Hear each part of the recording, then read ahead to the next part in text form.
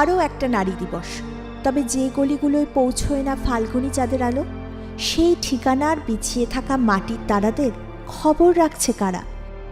এই নারী দিবসে শ্রমের আলোমাখা এমন 6 অনন্যাকে খুঁজেছি আমরা।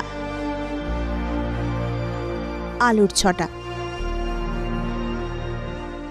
অনেক প্রফেশন আছে যেখানে মহিলারা প্রায় হাতে গোনা, কোথাও কোথাও প্রায় নেই।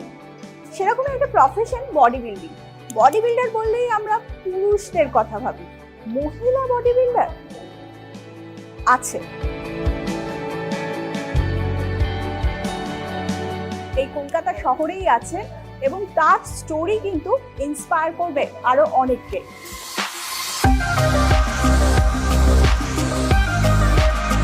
প্রথমেই নারী দিবসের অনেক শুভেচ্ছা। আমার সঙ্গে রয়েছে প্রিয়াঙ্কা। হঠাৎ করে কেউ ভাবে না যে আমি বডি বিল্ডার হব বা এই প্রফেশনে যাব, এই ভাবনাটা কোথা থেকে? আমার এখনো মনে আছে, আমি 101 কেজিসের মতো হয়ে গেছিলাম। আর তুমি আমাকে অনেক আগে থেকে চেনো, বিকজ আমি লাইনেই ছিলাম। তো দেখতে দেখতে একদিনকে হয়ে গেলাম 101 থেকে 102। আমি দেখছি রোজ ওয়েট বাড়ছে, মানে এটা আমার খুব খারাপ লাগছিল। ইনফ্যাক্ট আমার খুব পায়ে ব্যথা করতো। তো কিছু বন্ধু ছিল যারা বললো যে যাও জিমে যাও। খুব খারাপ এক্সপিরিয়েন্স, আমি আগেই বলে দিচ্ছি। যারা জিমে ভর্তি হবে তাদেরকে প্রথম 1-2 মাস অনেক স্ট্রাগল করতে। আমি তো যাইনি 2 মাস। দেন 2 মাস পর আমার মনে হলো না আমাকে যেতে হবে, আমি যাচ্ছি না, আমি কিছু করছি না। দেন ওই যে আমার স্টার্টিং যাওয়া, কেউ বিশ্বাস করে না এখনো, আমি 4 মাস টানা 2 বেলা করে জিম করতাম। ওটার পরে আমি খুব রোগা হয়ে যাই। তখন আমার যে পিটি ছিল, পার্সোনাল ট্রেনার, সে আমাকে বললো চল রেডি হই। তখন বললাম কি রেডি হবো, চল খেলি বডি বিল্ডিং। আমি বললাম বডি বিল্ডিং? 19 ডিসেম্বর আমি একজন খুব ভালো কোচের কাছে যাই, দিব্যেন্দু স্যার। আমি এখনো নাম নেব। সে আমাকে বলেছিল you give your 100, I give my 200। Then after that 24th February 2024 আমি এশিয়া UIBFF এ খেলি। ওখানে আমি 4th প্লেস পাই। অ্যান্ড আমার কাছে অনেক বড় ব্যাপার, কারণ আমি দিল্লিতে ফার্স্ট টাইম খেলতে যাই। পরিবার থেকে কতটা সাপোর্ট ছিল? পরিবার থেকে সেই ধরনের আমি সাপোর্ট পাইনি, বাট হ্যাঁ, কেউ আমাকে আটকায়ও নি, কারণ তারা আমাকে দেখেছে যে আমি কিভাবে মানে 2 বছর স্ট্রাগল করেছি। ফ্রেন্ডসরাও প্রচন্ড প্রাউড ফিল করে। কিন্তু আমি একটা কথা বলবো, সেটা হচ্ছে সমাজ তোমাকে নেবে না এইভাবে। সমাজ তোমাকে আটকানোর অনেক চেষ্টা করবে, নাক কোচকাবে। কারণ আমি এখনো এই ধরনের এক্সপিরিয়েন্স রোজ প্রত্যেক দিন আমি ফেস করি। আমাদের সবকিছু আলাদা, আমাদের ডায়েট প্ল্যান আলাদা, আমাদের কিছু এক্সট্রা সাপ্লিমেন্টস চলে, সেটা আলাদা। কেউ যদি বলে না আমি পুরো ন্যাচুরালি রেডি হয়েছি, কোনোদিন বিশ্বাস করবেন না, পুরোটাই ঢপ।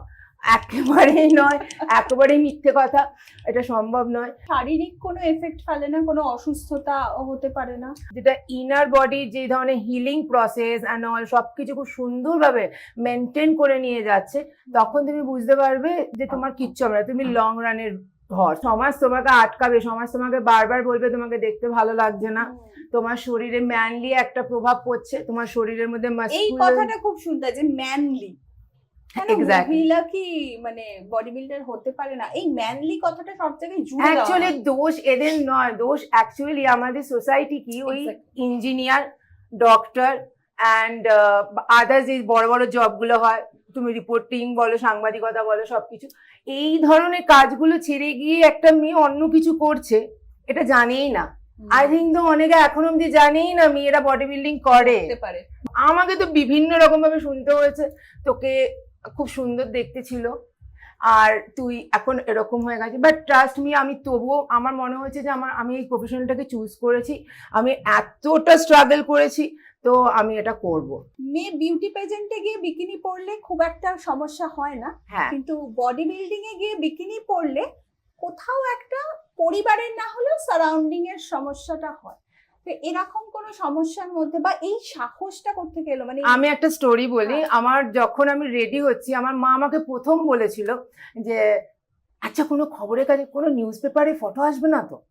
মানে খুব ভয় ছিল যদি সেটা জানাজানি হয়ে যায়। সোশ্যাল মিডিয়াতেও আমি ইচ্ছা করে তারপরে আমি সবকিছু শেয়ার করি, ইচ্ছাকৃতই করি, বিকজ আমার স্ট্রাগল লোকের দেখা উচিত, আর আমার দ্বারা যদি অন্য কেউ মোটিভেট হয় আমার ভীষণ ভালো লাগে।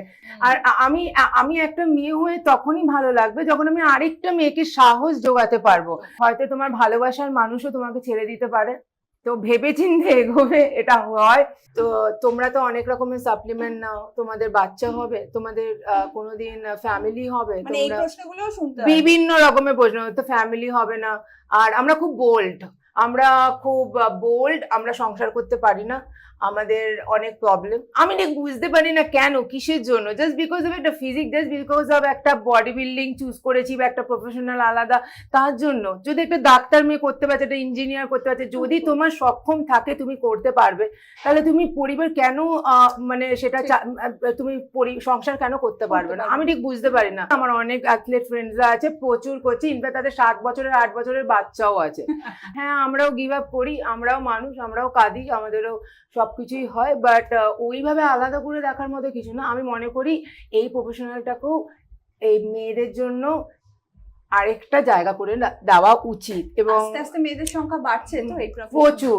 আমরা মনে করি না, বা যখন আমরা কম্পিট করতে যাই না, আমরা অবাক হয়ে যাই, এত মেয়ে কম্পিটিটর চলে এসছে, কি করে দাঁড়াবো। কলকাতা থেকে প্রচুর মেয়ে রেডি হচ্ছে, প্রচুর মেয়ে। প্রিয়াঙ্কার নেক্সট টার্গেট কি?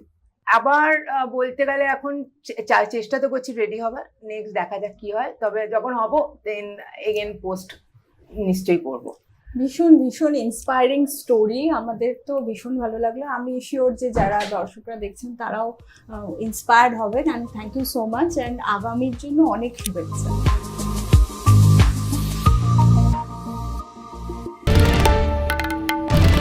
বাংলার আওয়াজ, বাঙালির আবেগ, জি 24 ঘন্টা।